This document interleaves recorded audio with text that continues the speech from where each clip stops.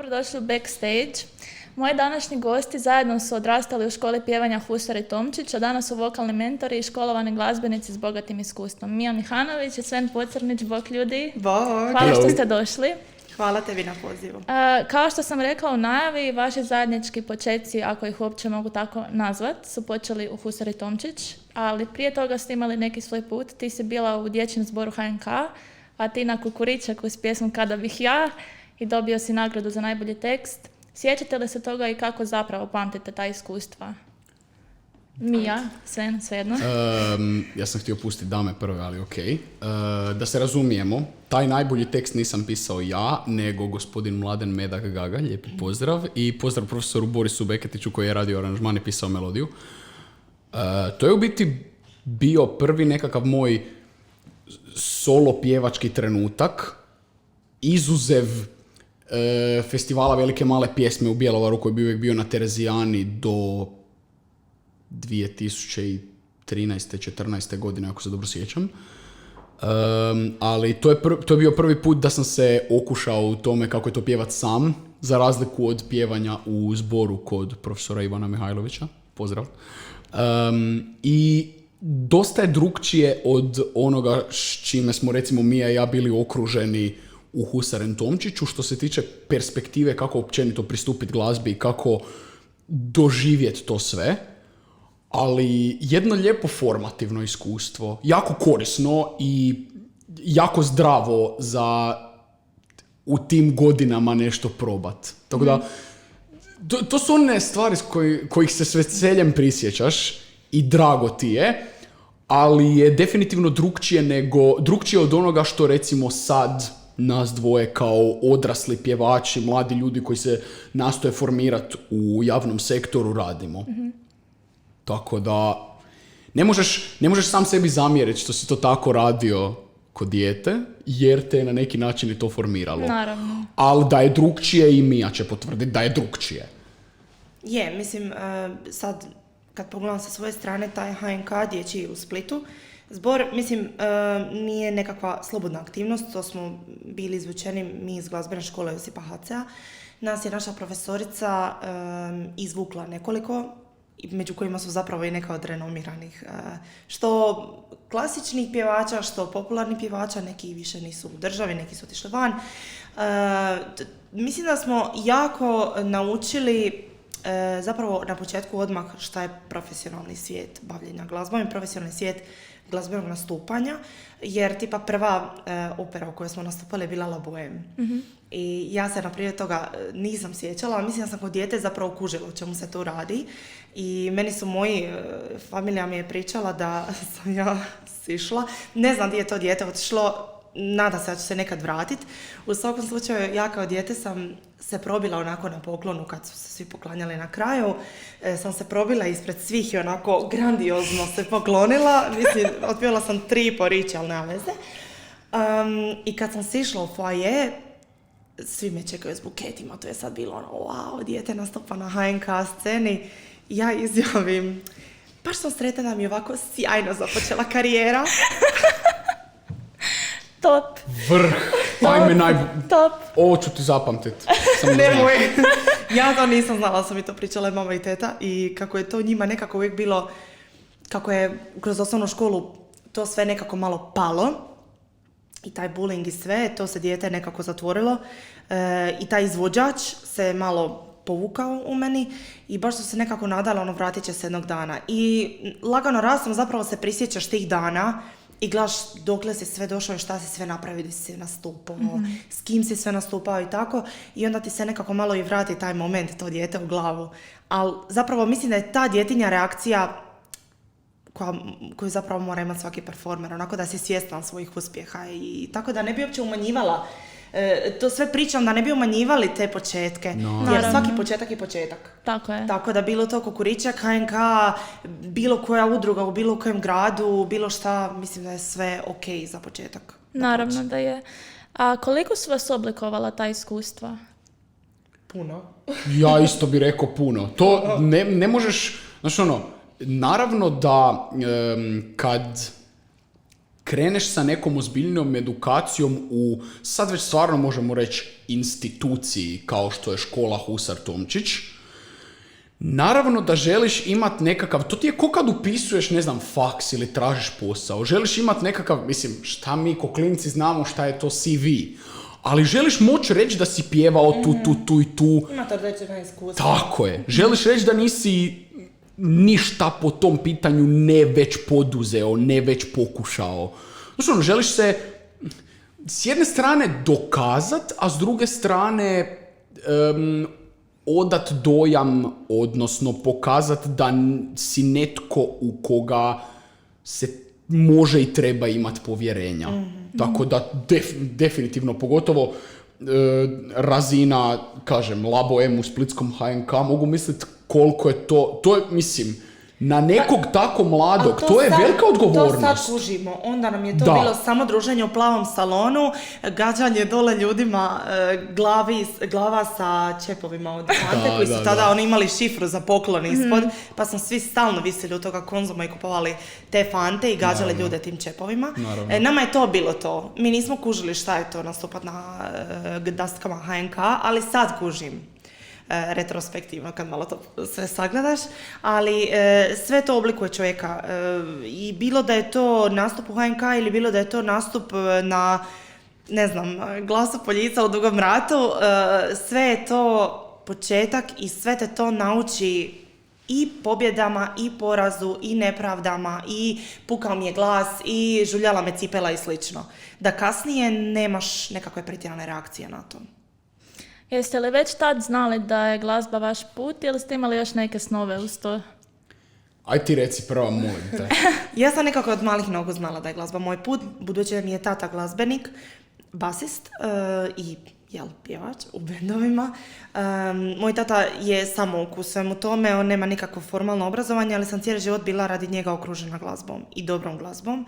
I nekako sam, ja bih rekla, od kad moja svijest seže, znala da je glazba nešto čime se ja želim baviti, ali onda je tijekom kasne osnovne škole i početka srednje škole došao taj jedan državno-institucijski duh u moju glavu i ajme šta ću ja s budućnosti.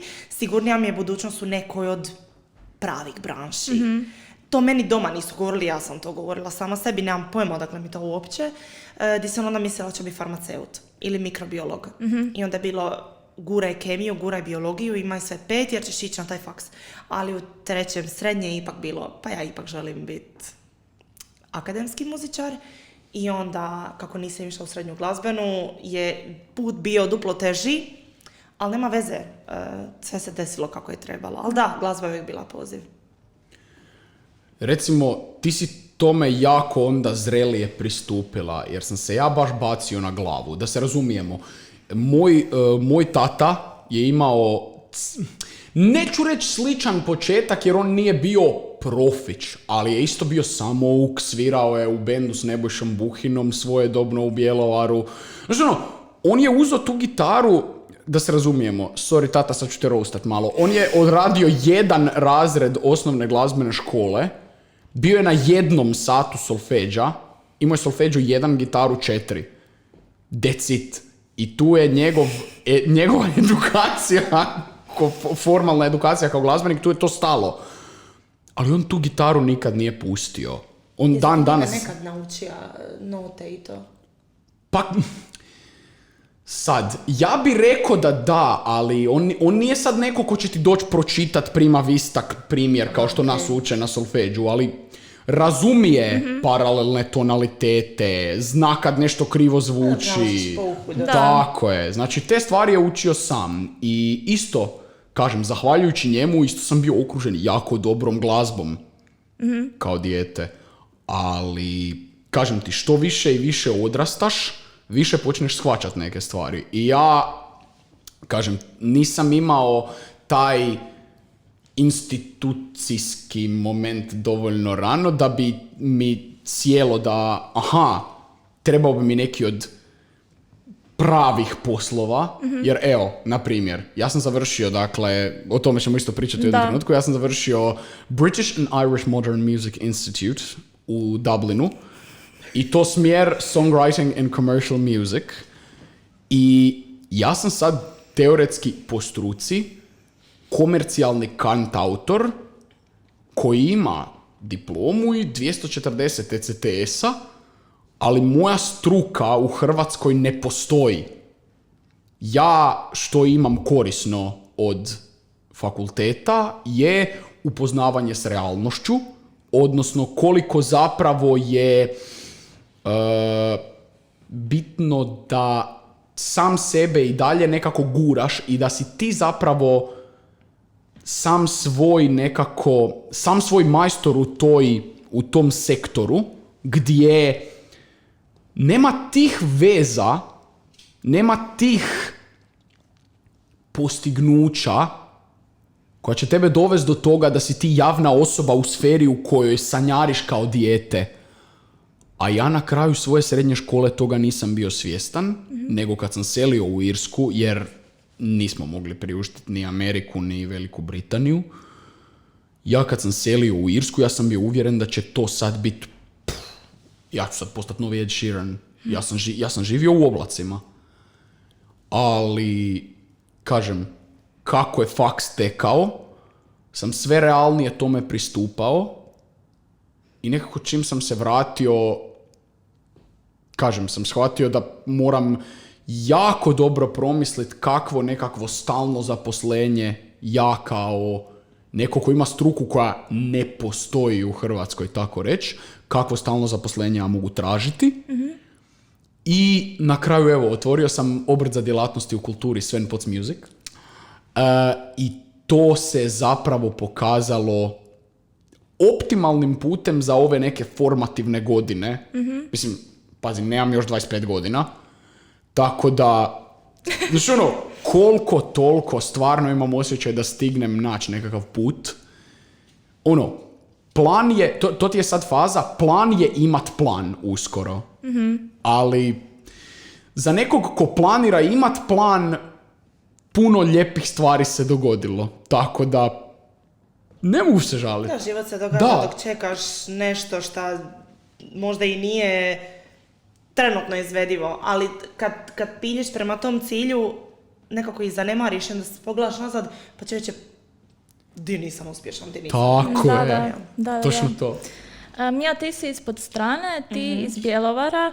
Kako je bilo putovat u Zagreb na satove pjevanja u Husari Tomčić i kako je izgledao vaš prvi susret sa školom? Evo, ja tu moram prvi. Dakle, malo prije sam roastao tatu, sad ću mu se ovako naklonit. On je mene svaki vikend, petkom, subotom, nedeljom vozio iz Bjelovara u Zagreb i natrag na probe. Ja tom čovjeku skidam kapu. Da ne govorim da dok je imao stalan posao, frajer je svaki dan vozio relaciju Zagreb-Bjelovar i natrag. Krene iz Bjelovara u, 6, dođe na posao u 7, na poslu je do 5, vrati se doma u 6. I tak svaki dan. I onda, ko da mu to nije bilo dovoljno, evo, petkom, subotom, nedeljom, ajde vozi Svena u Zagreb na probe. Tako da, mislim, nije to sad ne znam koliki put, ali svaki dan. Da. Kužiš? Svaka čast, tata. Tako da, tata, evo, moj naklon. Tebi je bilo puno gore, ti si bila puno dalje, teoretski. Da. Pa mislim 400 km udaljeno, šta opet kad pogledamo da nam dolaze ljudi iz Dubrovnika i sličnih još daljih gradova i nije toliko strašno, ali da, sa nekih 12 godina, zapravo početak 13. godine, mislim da sam tad bila 7. razred, da, valjda, sam krenula prema Zagrebu i tu je zapravo najveću ulogu odradila moja mama, koja je sa mnom sjedala u autobus, doduše mi nismo išli svaki tjedan, nego su nama te musical radionice bile svako 3-4 tjedna i onda bi tako svako 3-4 tjedna mi na autobus, koji je onda bio dosta skup, ali tu kako moji roditelji to čak u tom momentu ne bi mogli meni priuštiti, moja pokojna baka je to financirala. Tako da bi baka dala financije, baka bankomat, a mama su vozač, vodič, turistički i sve. Moja mama koja je tada isto tako imala nekakve svoje momente i nije joj bilo baš sve jedno sa djetetom otići sama preko države. Ali je to radila jer je vidjela koliko sam zapravo ja u toj školi ispunjena, koliko sam prihvaćena, koliko je ekipa brutalna, koliko je edukacija brutalna. I da, nije bilo lako, mislim, lektire su se čitale u autobusima, zadaće su se pisale u autobusima, spavalo se na knjizi i tako, ali ništa to na kraju nije problem kad zapravo shvatiš koliko ti to donosi i koliko ti to znači, koliko te to ispunjava. Baš sam htio reći, ali se smijem samo nadovezati na ovo, koliko u stvari je nama, tebi i meni pomoglo koliko su naši roditelji imali zdrave ambicije. Da. Znači, oni nisu nas slali da bi... naše želje. Tako je, oni nas nisu slali u Husaren Tomčić da bi mi bili nove Maraje, Bruno Mars i ne znam ni ja, nego su nas slali tamo jer smo mi stvarno... Mislim da su oba seta naših roditelja jako znali, mi ne očekujemo ništa, djeca su tamo sretna, ajmo ih vodit. I to je to. I to je urodilo na kraju time da, evo, ne znam, ajmo redom, vi božićni koncert u HNK, Ma sve, mislim, Filharmonija 2 godine za redom u Sinskom. Ali u krajnjoj liniji mi sada od toga živimo. Tako je. I radimo u toj školi, što je jako lijepi full circle. Je, baš je. A koji je najkorisniji savjet koji ste dobili tamo? Da ga možete podijeliti s drugima? U školi? Vezano za nastupanje ili vezano za život? Pa i jedno i drugo. Mogu da Jedan prvi? onako... Ivana mi je rekla nemoj se baviti sobom. Dobro. Neću u detalje, ali kad prenosiš svoju izvedbu drugima, cilj ti je njih taknut.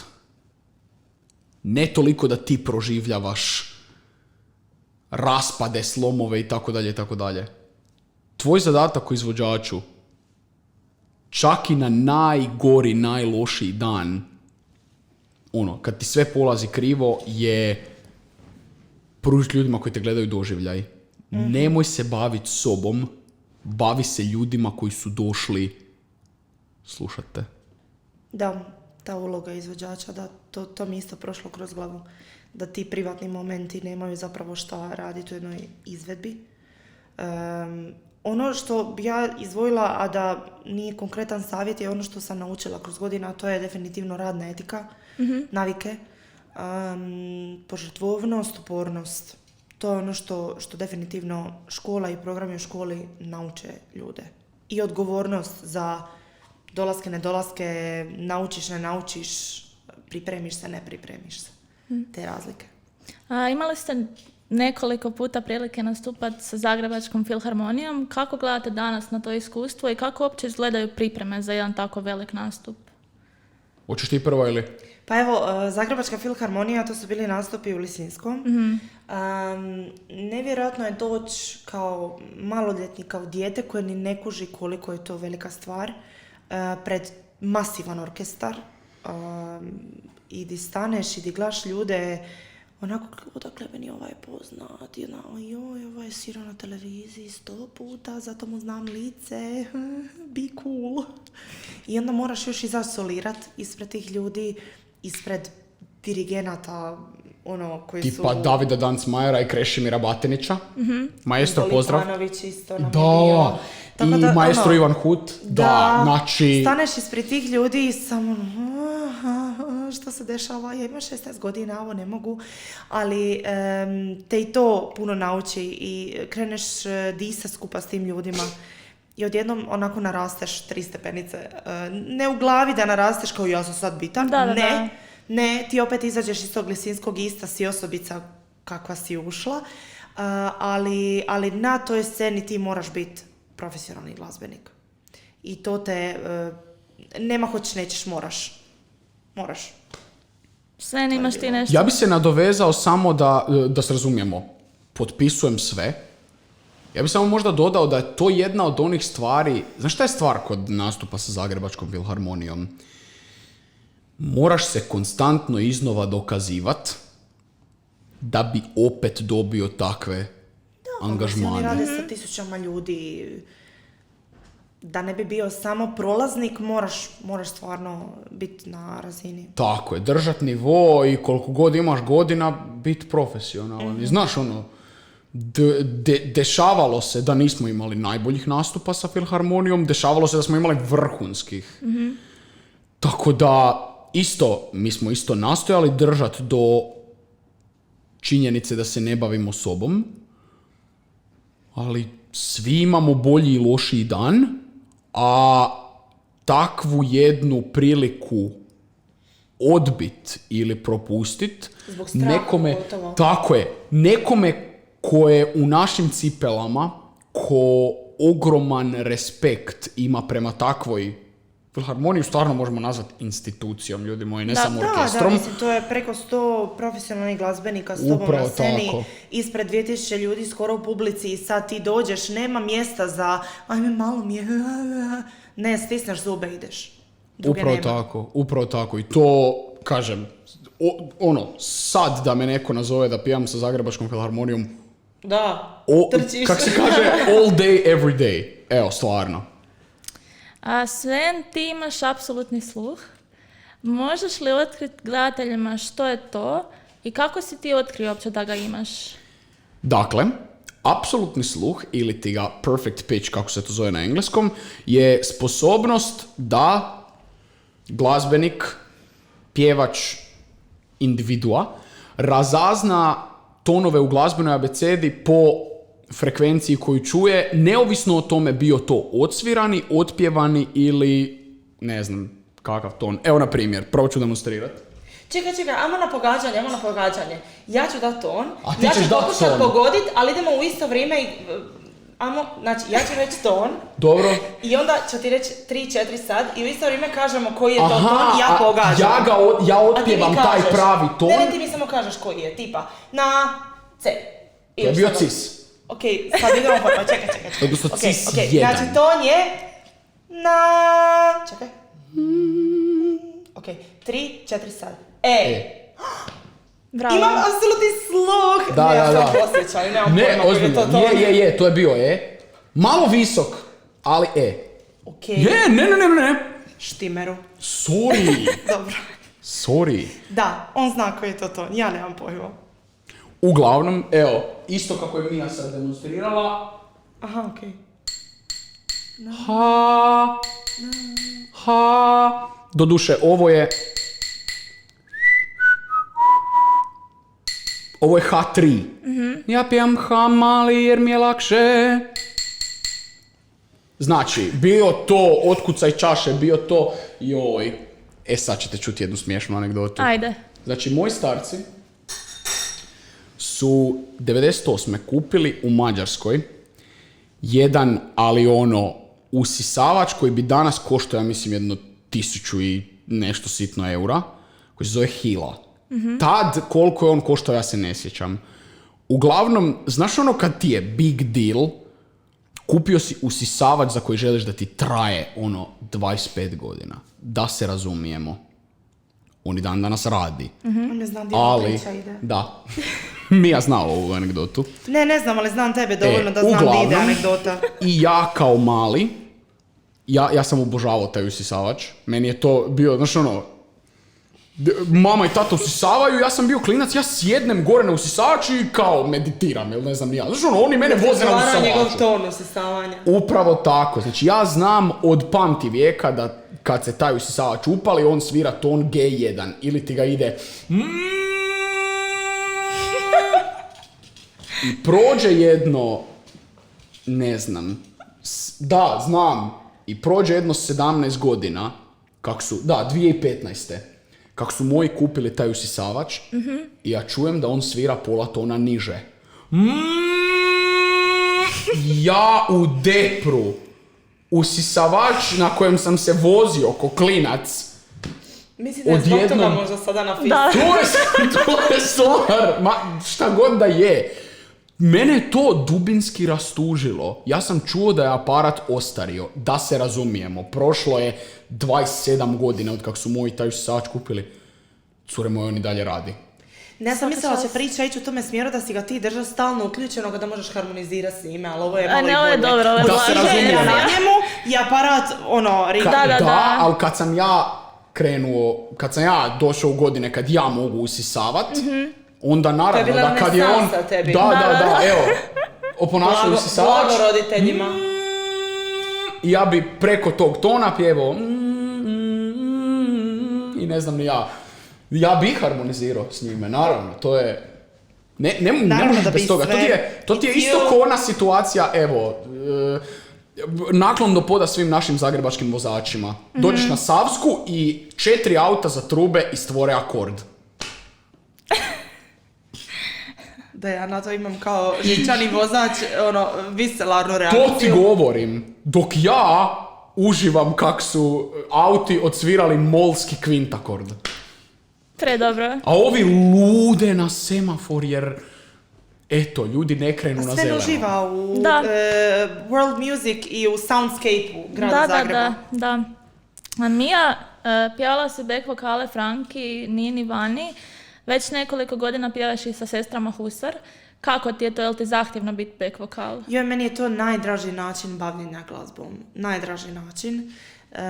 Di možeš doživjeti stvarno nastupe na svim mogućim pozornicama, bile to Dore, HNK-ovi, arene, trgovi, Lisinski, sve moguće pozornice. Doživiš sve, na svim si probama, na sceni si, na koncertu si, a nekako nisi isturen van. Što jako odgovara mom karakteru, mome nekako, najviše karakteru i mojoj prirodi. Meni je to super jer uvijek se možeš lijepo pokazati, uvijek možeš lijepi posao napraviti, puno ti znači glazbena neobrazba u tom smislu jer ne moraš se dugo baviti pripremom, puno ti pomogne preznanje. I super su te probe zapravo kad ti stvaraš te sve, to mi zovemo blokovi, s bekovima kad stvaraš te sve onda se dijelite, ti ćeš gore, ja ću dolje pa si pišeš solmizacijom kako ti ide glas i meni je to super, baš gušt. I ti kombi, i ti putevi, to sve, baš je super. Sestre Husar pripremaju Lisinski 16.12. 30 godina velike, bogate karijere. Što pripremate? Pa, priprema se svašta. Biće i gostiju, biće i božićnog repertoara, biće divas repertoara, biće svega, biće i Husar Tomčić članova na sceni s nama, tako da, evo, baš jedva čekamo, pratimo prodaju ulaznica, ide super, kupite karte, dođite, bit će jako lijepo, 16.12. utorak, baš se jako veselimo, baš. A Sven, ti imaš svoj akustik trio, ispričaj mi nešto više o tome, kako je nastalo. Dakle, zovemo se Soul Warmers, pozdrav Luki i Mariji. To je u stvari bio, dakle, cilj Soul Warmersa je bio da postanu sezonski projekt. Odnosno, šta se dogodilo? Ja sam se vratio iz Irske u 5. mjesecu 2023. I Luka, Marija i ja smo sjeli na kavu. I Luka nam je postavio ideju, ljudi moji, idemo napraviti akustik trio, idemo svirat po kafićima u Šibeniku, idemo se dovesti do toga da, idemo si napraviti nešto u čemu uživamo sezonskim poslom. I to je na kraju toliko dobro uspjelo, odnosno toliko smo imali produktivnu sezonu, da smo u prvoj godini poslovanja ne samo da stvarno smo mogli reći da imamo novi side job, nego smo si stvorili reputaciju koja je došla do festivala tipa raznih stvari koje sad još ne smijem spomenuti, ali evo, jedna stvar koja nam je jako bila, jako smo bili počašćeni tim pozivom, je bio nastup na festivalu koji se zove A i vi ste s nama, jako vas nima, posvećen šibenskim tenorima, ako se dobro sjećam, poginulima u Domovinskom ratu, koji se svake godine održava u Šibenskom Hrvatskom narodnom kazalištu.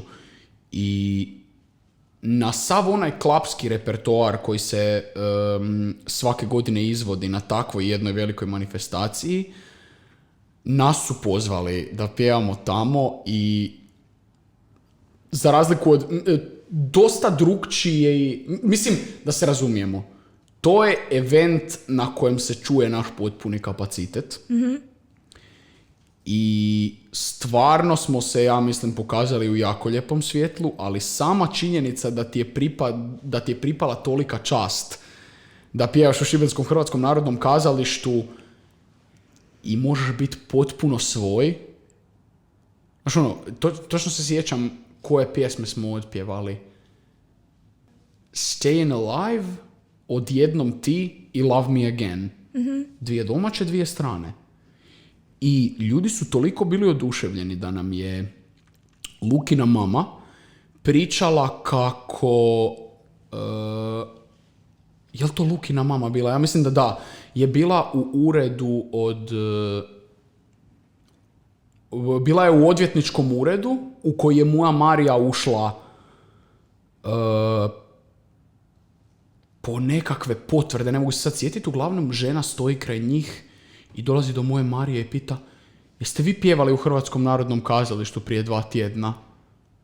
I veli Marija kao da, vi ste znači u Soul Warmersima, da. A Lukina mama ponosno, i moj sin isto. I ljudi su nas stvarno zapamtili do mjere da uz sve one, evo, sad smo recimo odsvirali još jednu super ljetnu sezonu, uz sve one turiste koji dolaze u Šibenik, svako toliko dođe ekipa koji su, ne znam, malo stariji od naših roditelja ili godina koje bi bile, kojih bi bili sada naši pokojni bake i djedovi. I ozareni, sa osmijehom od uha do uha na licu, sjednu, pijuckaju, ne znam, sok, kavu, koktel, što god, i samo uživaju. Da, vi ste baš od 9 do 99 jako možete kupiti svakog. I evo, iz tvojih usta u Božje uši, ja se nadam da je to stvarno vidim, tako. Stvarno, evo, nisam imala prilike vas slušati jer nisam po Šibeniku ljeti, ali po Instagramu što stavljate stvarno brutalno. Brutalno svaka čast. Društvene mreže, hvala. Stvarno, da. Evo, da. Hvala. Ajmo malo do ozbiljnijih televizijskih emisija. Mija, ti si bila natjecatelj na Voice-u, a ti vokalni mentor u timu Mija Dimšić na Voice Kidsu. Kako gledate na Voice iz perspektive natjecatelja i mentora? Hoćeš ti prva ili? Može. Mislim da se razumijemo. Odmah ljudi moraju znati da smo nas dvoje imali, ali dijametralno drugačije iskustvo. Jer kad si ti natjecatelj, znači ja i dan danas, ja koji sam mi jako bliski prijatelj, ja ne mogu zamisliti pod kojim je ona bila pritiskom. Da se razumijemo. Mi svi znamo kakva je Mija pjevačica, to je nedvojbena stvar, nego se radi o totalno drugoj prirodi. Pa normalno, tako je, jer ja kao mentor u principu radim vrlo sličan posao kojim se bavimo nas dvoje i u školi Husaren Tomčić. Samo imaš puno manje vremena i puno nekako moraš biti pažljiviji oko toga koliko brzo i koliko efikasno djecu neke stvari učiš. Ali taj ogroman rast koji djeca dožive u tom kratkom vremenu što mi snimamo emisiju je dovoljan razlog da takvu nekakvu emisiju, recimo iz svoje perspektive sad govorim, da ja bi to iznova radio, da mi se to ponudi i sve neke eventualne opaske, primjedbe ili bilo šta, sve sam spreman prihvatit ako će to značiti da ću toj divnoj djeci koja stvarno, evo, iz nekih zdravih ambicija i iz ljubavi prema tome narastu u, čak bi se usudio reći, potencijalan nekakav temelj daljnjeg razvoja naše estrade, što nama dvoje koji smo mladi je isto, znači ono, nas dvoje sad govorimo o temelju nove estrade, ali ljudi moji stvarno, evo, desit će se da ćemo i mi ćemo ostariti. Naravno. Molim. Da, ali stvarno, mislim, meni je to prvo i osnovno ogromna čast. Pozdrav mi i Damiru i Zvonimiru i cijelom timu. Uglavnom, meni je to bila ogromna čast i jedno iskustvo koje uz sve neke eventualne pritiske koje imaš po pitanju toga da djeci pružiš ono najbolje od takve emisije i da ih, ne znam, ne pogodi ispadanje i tako dalje i tako dalje. Da treba biti jako pažljiv. Da. Tako je, ali na sve to takav jedan pozitivni, završni dojam ti ostane ovdje da ne možeš ostati ravnodušan oko takvog nekakvog velikog, a divnog projekta. Stvarno, evo, znači, jedan od, usudio bi se reći, najboljih projekata koje sam u životu radio, stvarno. Mija? Super. Pa evo, ja bi zapravo stala iza toga svega, jer Voice to stvarno je. Voice to stvarno je, bez ikakve sumnje. Moj je problem tadašnji eventualno bio što sam bila jako mlada. Sam otišla na Voice sa 19 godina, friško iz srednje škole. Mislim da nisam bila spremna donekle na tu razinu borbe koju moraš voditi. Ne sa produkcijom, ne s mentorima, sa samim sobom. Da nema više, meni će oni pa pustiti jer se ja malo bojim. Ne, moraš se boriti. I mislim čak da sam se naučila super boriti kroz taj Voice. Bez obzira na to, stvarno je produkcija showa, sve na takvoj jednoj razini. HRT stvarno je jako skrbio o svojim natjecateljima, svojim polaznicima projekta. Stvarno je sve bilo jako, jako lijepo organizirano, jako je sve bilo u tajmingu, pazili su jesmo li mi dobro, imali smo i pomoć svakakve vrste tamo, tako da stvarno, evo, nikakvu, ništa se već toga ne može reći, nego sama pohvala. Ono što bih rekla svima koji bi išli na Voice nekad, pripremi se mentalno, pripremi se na borbu, pripremi se na rad, nemoj ići ako si ljen, nemoj ići ako ti se ne da, jer nema tamo ništa na lijepe oči. Sve moraš biti dobar, borit se i onda šta se desi. Na to se isto želim nadovezati, ako nije problem. Stvarno, evo, koliko god to možda zvučalo, kažem, pa to je kao se podrazumijeva i tak dalje. Mnogim ljudima nije baš savršeno jasna slika da ja sam dobio dojam da produkcija HRT-a stvarno, evo, kao što je Mija rekla, stvarno cijeni radnu etiku. Da. Ljudi moji, to nije šala. Ako Da. si ti spreman prilagođavat se, pokazati im da se stvarno znaš snalaziti u svemu, lijepo to oni znaju nagraditi. Mislim, naravno, ne možeš ti utjecat na glasove publike, Naravno. ali... Da. Ali isto moraš se pripremiti, prilagoditi svoj život tom Tako showu. je. Meni je tu bio problem što sam ja imala jako, jako težak period tijekom tog Voice jer sam bila prva godina akademije. Da. Na koju sam išla bez srednje škole i morala raditi dupli posao od mojih kolega s faksa jer sam morala nadoknađivati sve moguće rupe u znanju koje oni nemaju, ja imam, jer nisam išla u srednju školu glazbeno. I onda je to bilo jako teško i još je uz to sve dolazila lagano korona, pa je sve nešto bilo hoće neće. Tako da je bilo sve skupa jako stresno. Nije Voice meni bio toliko stresan koliko je život bio stresan tad.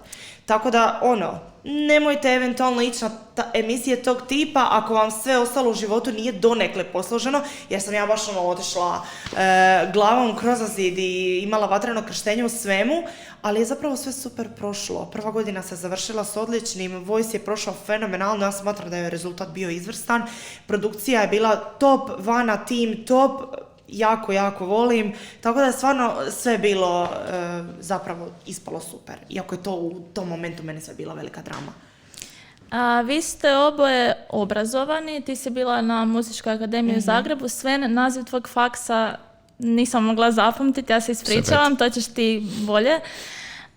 Koja je razlika između naše akademije i tvog faksa u Irskoj? Ogromna. Dijametralno suprotno. Da. Kako možeš zamisliti glazbeno obrazovanje, akademija je tamo, Svenov faks je tamo. Doslovno. Znači, skroz je drugačija priča. Doslovno, da se razumijemo, ja sam to htio i bome opeko sam se, šalim se. Ne, šalu na stranu, dosta drugčije stvari naučiš na faksu kao što je, kažem, songwriting in commercial music, ili kad bismo to preveli na neki hrvatski rječnik, to bi bio u stvari, to bi bila edukacija za po struci komercijalnog kantautora. Znači, šta ti moraš znati? Primijenjeni glazbeni biznis i vještine izučavanja, pa produkcijske tehnike, tehnike liricizma, analiza stilova koja je nama bila ko povijest glazbe, totalno drugačiji pristup. Imali smo na prvoj godini predmet koji se zvao razvoj i poduzetništvo mladih umjetnika. Znači to je zasebni predmet. Više kao glazba kroz perspektivu ekonomije i industrije. Jako, da, s time da, smo imali i, naravno, glazbena teorija i vještine sviranja na klaviru. I to ti je jedan od onih faksova na kojem na neku foru prvi sat, prva godina, ovako se crta violinski ključ. Znači ono što je nama, Da. ljudi moji, dok na zadnjem satu, zadnja godina, politonalna kompozicija koja se na Zagrebačkoj muzičkoj akademiji radi na drugoj, trećoj godini kompozicije. Da, nema ti uopće smisla uspoređivati jer se mi nekim drugim stvarima bavimo godinama prije, pa nama ta politonalna nije ni kao... Ba da, ali mislim kao, kad čuješ politonalna kompozicija, zvuči 10 puta kompliciranije nego što u stvari je, ali jedna stvar koju sam se ja zapravo plašio kod naše glazbene akademije i zbog kojih respektiram i Miju i svoju zaručnicu i sve diplomante, jel se tako kaže, Zagrebačke glazbene akademije, ono, kapa im svima do poda, su sva ta silna pravila koja ti moraš poštivati kad komponiraš, harmoniziraš i radiš aranžmane. Pravilima. Ljudi moji, anticipacije apođature, paralelne i protuparalelne kvinte, Skarlatijeve. udvajanje gdje ne smije biti, preuzimanje vođice, Da. tolika pravila koja... Gle, to ti kasnije opet služi jer te stvari zaista, Naravno. te progresije najbolje zvuče. Apsolutno. Nije to izmišljeno prije 200-300 godina bez veze. Da. Znači, to jako ima smisla. To je kao da sad ideš reći, pa dobro, moderna matematika nema puno smisla, on mi reći da je 2 puta 5, 20. Može biti ako dovoljno vjeruješ u to, ali još uvijek je ovo istina. No.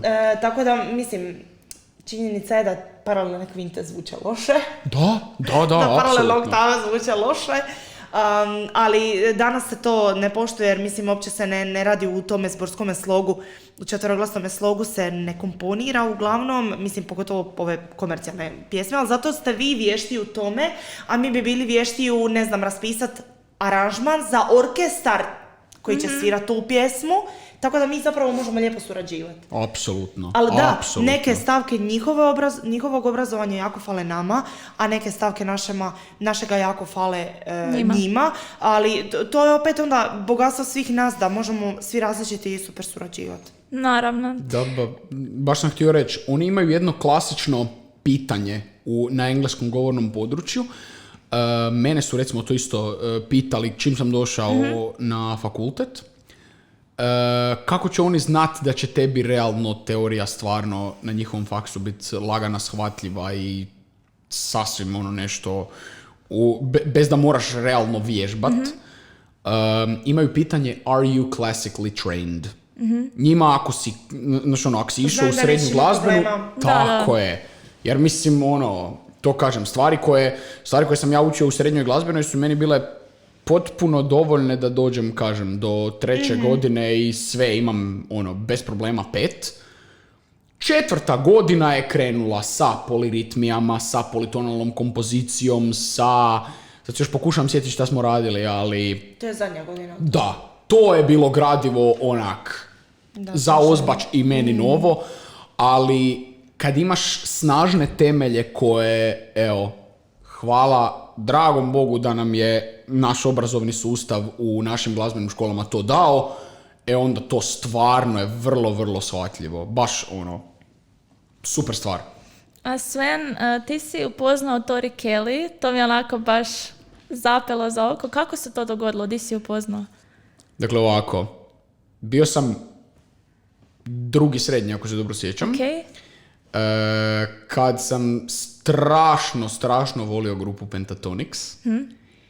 I zapravo kako su oni otvorili svoj kamp za a cappella pjevanje, koji se zove A cappella Akademija, koji je i dalje vrlo aktualan, samo, njihov, kako se to zove, njihova dobna skupina su djeca između 13 i 18 godina. Znači, strašno moraš biti mlad da te uzmu. Pa, ja sam audicirao za a cappella akademiju na inicijativu moje drage majke. Ja sam njoj rekao, ja sam vidio reklame za taj kamp, ali ja sam mislio da moraš već biti grupa da bi se mogao prijaviti. Veli mama, ne, ti dođeš tamo i oni te stave u grupu. I pita, hoćeš audicirat. Rekao, znaš šta, idem poslat audiciju, tak svejedno. Nije prošlo mjesec dana i ja dobijem mail da su me primili i da će mi dati stipendiju. Stipendiju! Meni nekom, razumiješ, dripcu iz Bjelovara. I tu se, evo recimo, desila suradnja gdje čak, evo, ni moji roditelji i uz stipendiju im je bilo dosta teško pokrit troškove kampa, troškove povratne karte za avion. I tu je uletila Zagrebačka filharmonija, koji su, hvala im na tome, nemjerljivo im hvala na tome, koji su sponzorirali put i koji su mi zapravo dali priliku da, evo, u prvoj godini svoje edukacije, odnosno prvom ljetu na a cappella akademiji, pod A, pjevam na otvorenom pred 70,000 ljudi sa Hollywood Bowl orkestrom i s Pentatonixom i sa zborom a cappella akademije. Pjevali smo Bohemian Rhapsody, znači Prekrasno. iskustvo za zapamtit. I to ti je ono, pazi, 70,000 ljudi. Mislim, ja znam da je Thompsonovih 500,000 nemjerljivo više, ali nema to. razumiješ, ti svejedno ne vidiš kraj.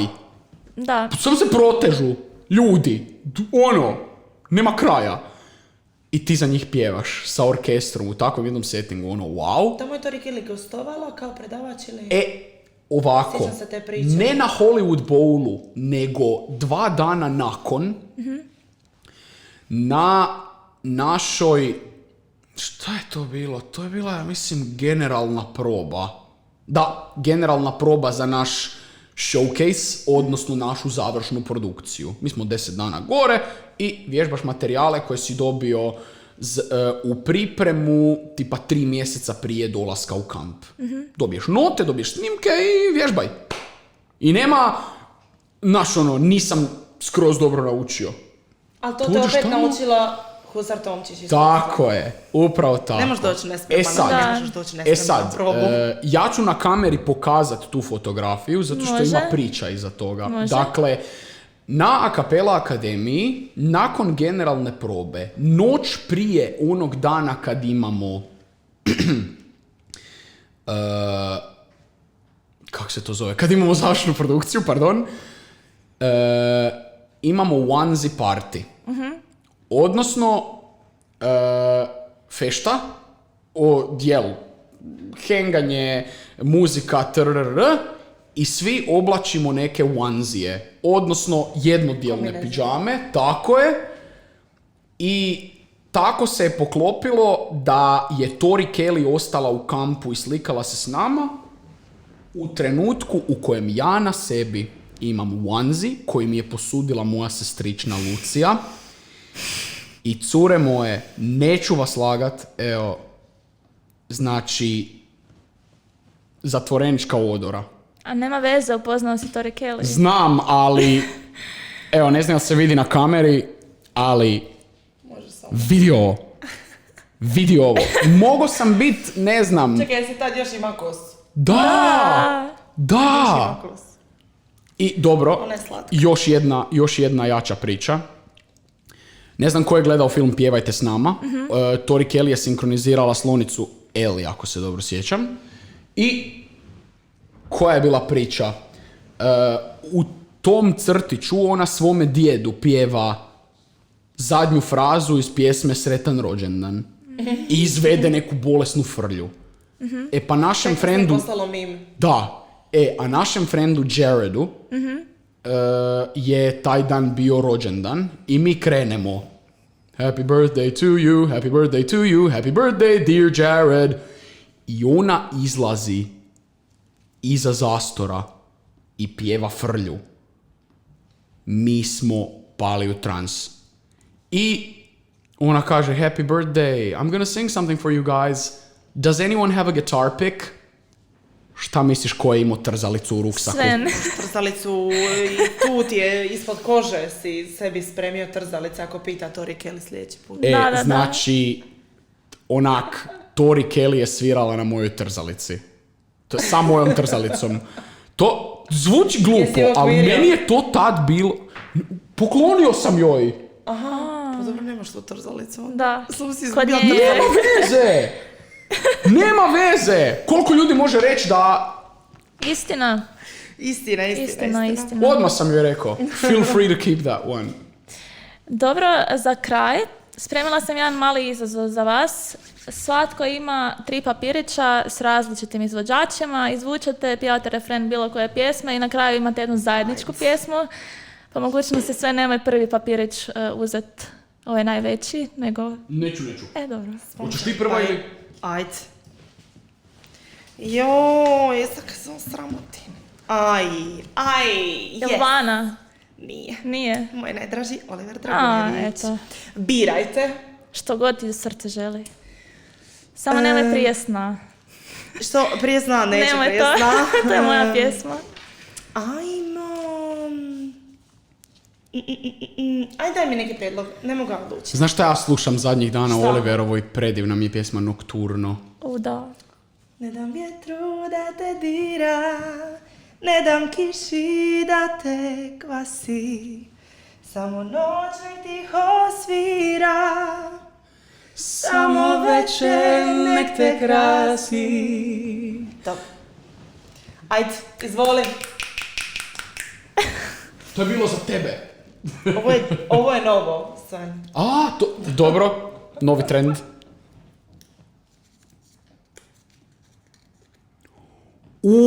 To sam ja trebala dobiti. Koju pjesmu od Meri Cetinić znam? Koju pjesmu od Meri Cetinić Zvoni mi, čekaj. Sven.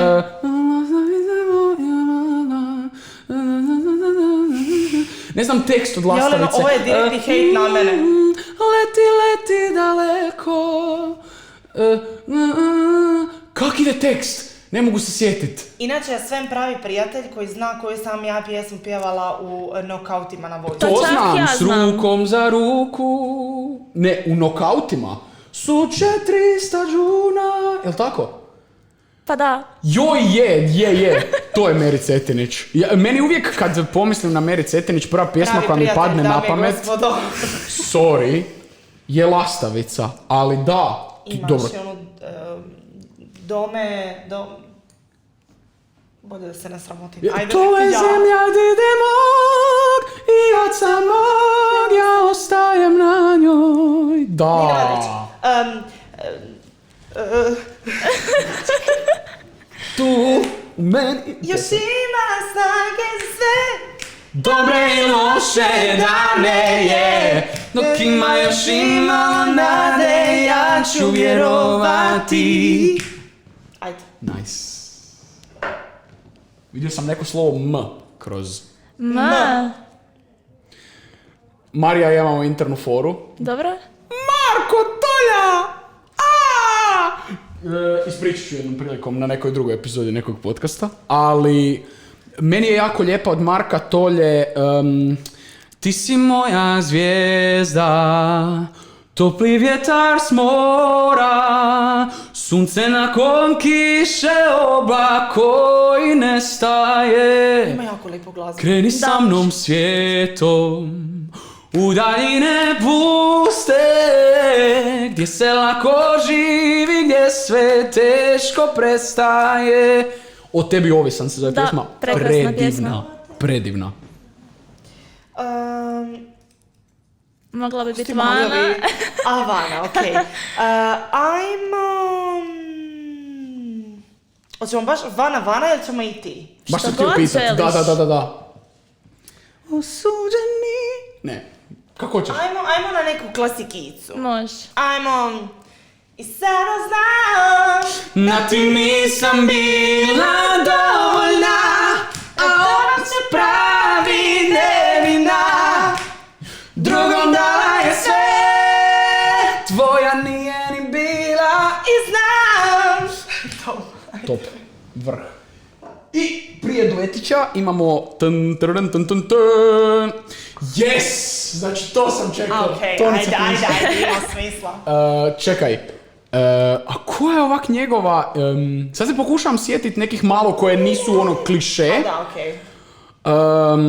Meni je jako lijepa, ali ta je isto jako, kažem, jako puno pjevana. Meni je prekrasna Zar malo to je, jel Je. znate vas dvije tu? Dakle. Još uvijek zbog tebe hodam po staklu Da. i ko da ludu glavu zaustavi.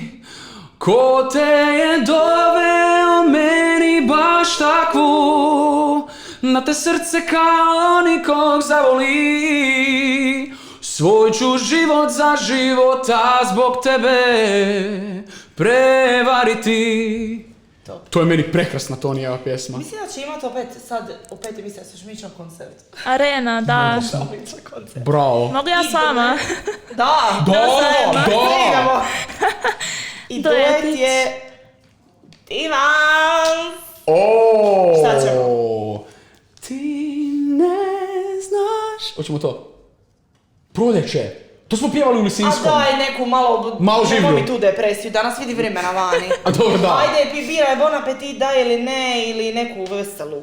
Nećemo danas u depresiju. Oprosti mi što noćas ne znam gdje bi. Vjeruj mi, ipak s tobom dalje ne bi. Oprosti mi, Oprosti što noćas ne znam gdje bi.